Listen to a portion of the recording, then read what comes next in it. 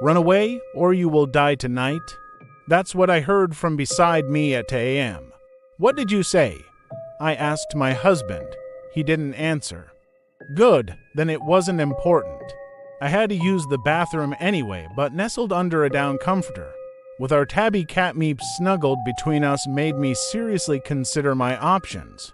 Wet the bed to sticky, excavate myself from the pile of blankets and face the cold hard bathroom tiles. Please no. Hold it in and develop a weak bladder. We were all going to get old and fall apart someday anyway. I had no intention of getting out of that bed for anything short of a nuclear strike. Just when I started flirting with the other side of consciousness, though, I heard it again, run away or you will die tonight. Wake up, Jordan, I'm having a bad dream. I sat up and shook my husband's shoulder. He grunted and half-heartedly pushed my hand away. That should do the trick. But as long as I was up, I uprooted Meeps and climbed out of bed. He gave me that "how dare you" peasant expression that all cats have mastered without parallel. I was halfway to the bathroom and wondering if I could teach myself to piss while sleepwalking when run away, or I stopped and rubbed my eyes. That wasn't my husband's voice. It wasn't coming from my bed at all. That was unmistakably from inside my closet. Don't get me wrong, I'm a strong, independent woman. I kill my own spiders and everything, but there's no decent-minded person anywhere who could hear that without screaming bloody murder. It wasn't really a scream, more of a "what the thunder-flicking fuck was that?" But it was loud enough to get Jordan on his feet in a second. It was so cute how protective he was of me. My father never approved of him because Jordan had a cocaine trouble as a teenager, but to me he had always been the perfect man. What's going on? Are you all right? Jordan asked. There's someone here. I replied with the same wide-eyed sincerity a 4-year-old might muster regarding the monster under her bed. Honey, come back to bed. There isn't anyone. Run away, or you will die tonight. There. I said, it's coming from the closet. I didn't hear anything. Check it for me, please, please. I gave him my best impersonation of a desperate puppy. He sighed and headed for the door. Don't, I changed my mind. I said, there's a murderer inside.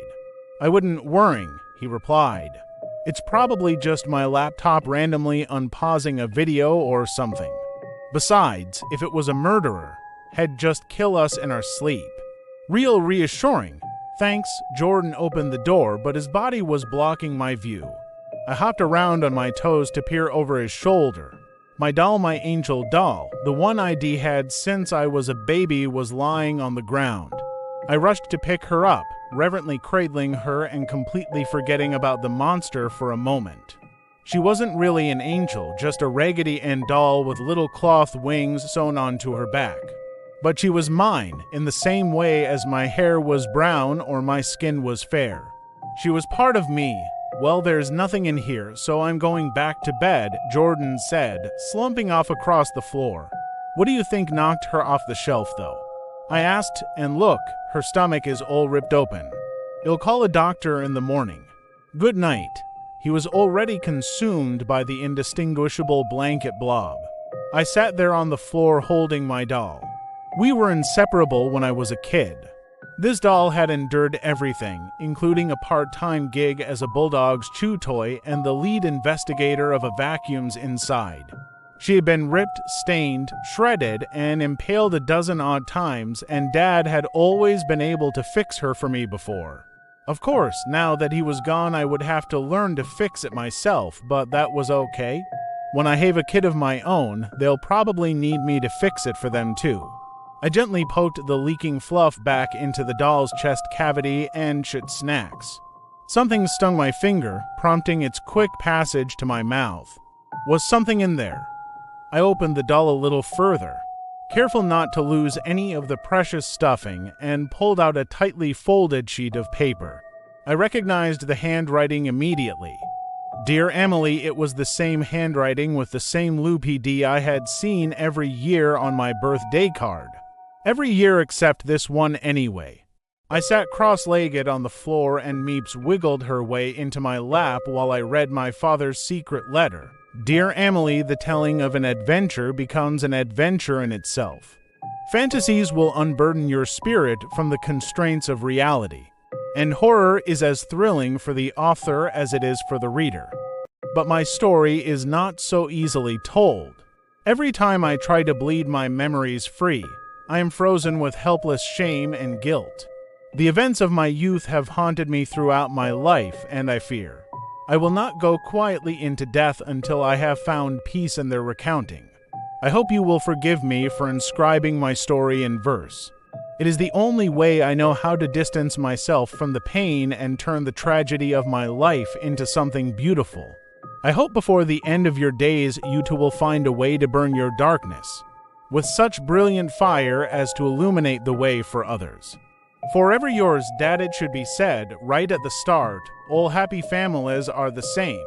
For joys are shared in equal parts, though misery is unique in blame. It comes in many varied forms, but you will know it when it's seen, when the perfect mask is torn and sundered at the seams. So it was when I was young, a son first and child after. Playing with father was endless fun, and every shared moment laughter. I learned how to view the world from astride my father's knee, and when the night left me curled, his stories would bring sleep.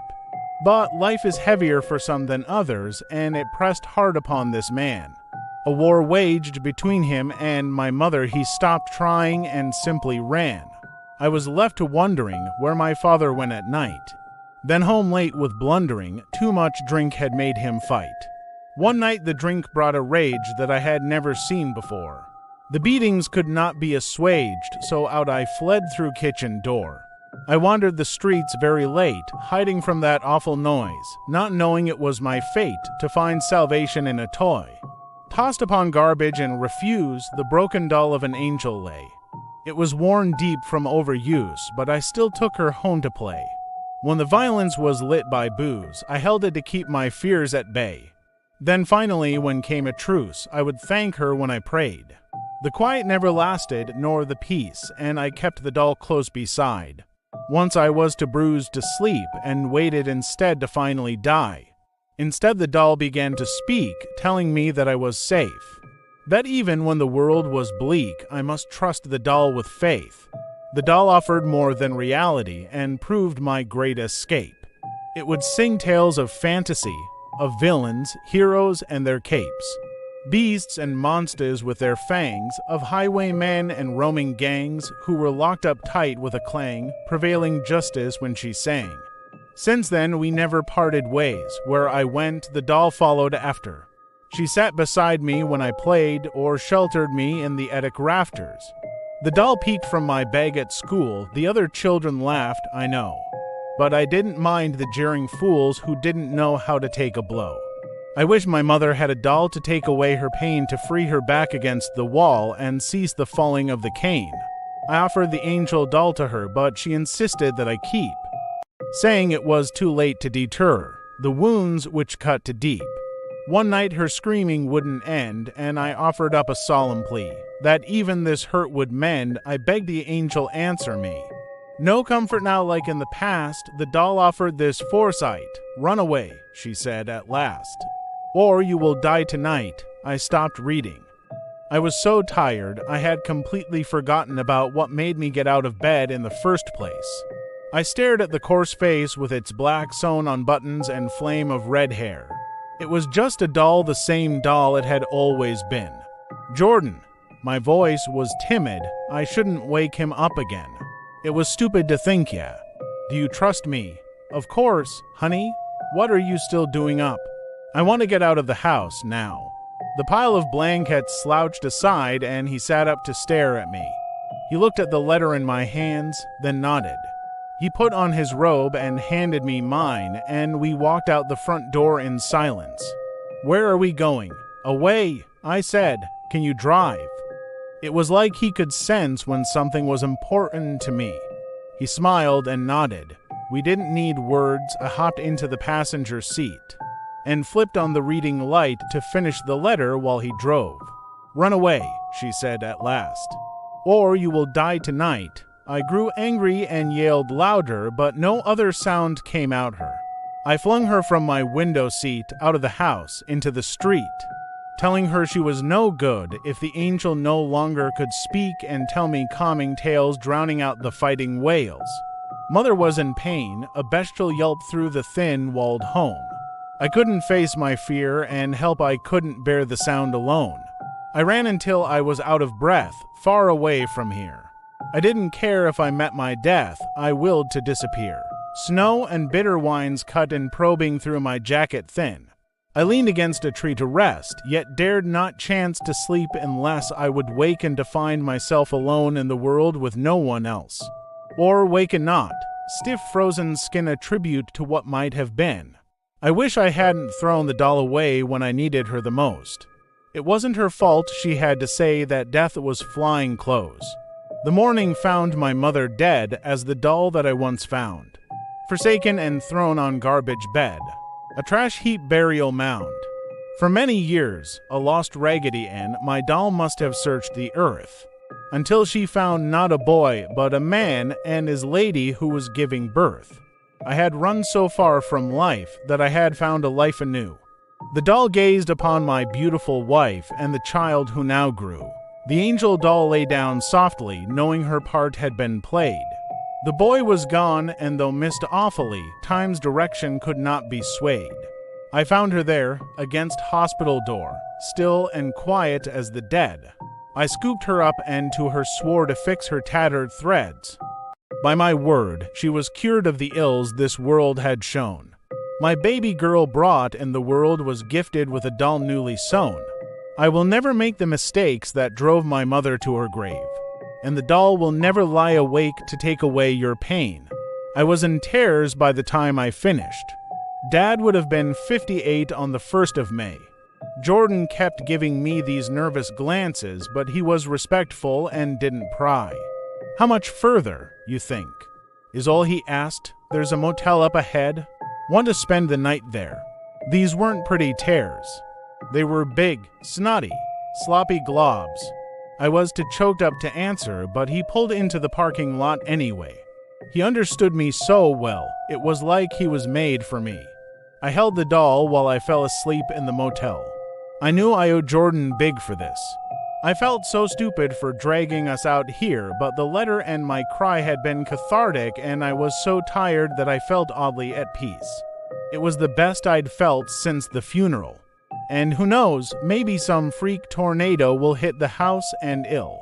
Know some part of Dad really is still out there watching over Runaway, or you will die tonight. It came from the doll, a small voice like a child who was afraid of being caught. I already did run away. I felt guilty to wake Jordan up again after all this, so I whispered the reply. Not far enough. Hay's still with you, she replied. I couldn't see the doll's mouth moving or anything, but there was nothing else which could have been talking to me. I looked over at Jordan's harmless, sleeping body. Was I really going to trust a phantom voice over my husband who I've known and loved for years? But it wasn't just any voice. Somehow it was my father trying to reach me, and him I would trust till the ends of the earth. I took the doll and my phone and quietly slipped out the door. I wasn't going to leave him stranded, so I took an Uber back home. While we were driving, I wrote him a long text message thanking him for being so understanding and apologizing for my behavior. I told him how much he meant to me, and that all of this was just because I was having such a hard time with Dad's passing. He was so kind that he probably wouldn't have even needed it, but it felt good to tell him anyway. I hope he got a chance to read it before he died. The next I woke, it was to the hammering of police on my front door. They informed me that my husband was found dead in his motel room with 3 bullet holes in his chest. Future investigations revealed the coke habit wasn't as ancient history as I thought. He owed a lot of money to the wrong people, and they followed our car to the motel. If it wasn't for the doll, I'd be dead too. I still think Dad was wrong about Jordan, though. I don't regret a minute of our time together. And Dad was wrong about another thing too. The angel doll was going to have to lie awake with me for a long time before she can take away the pain.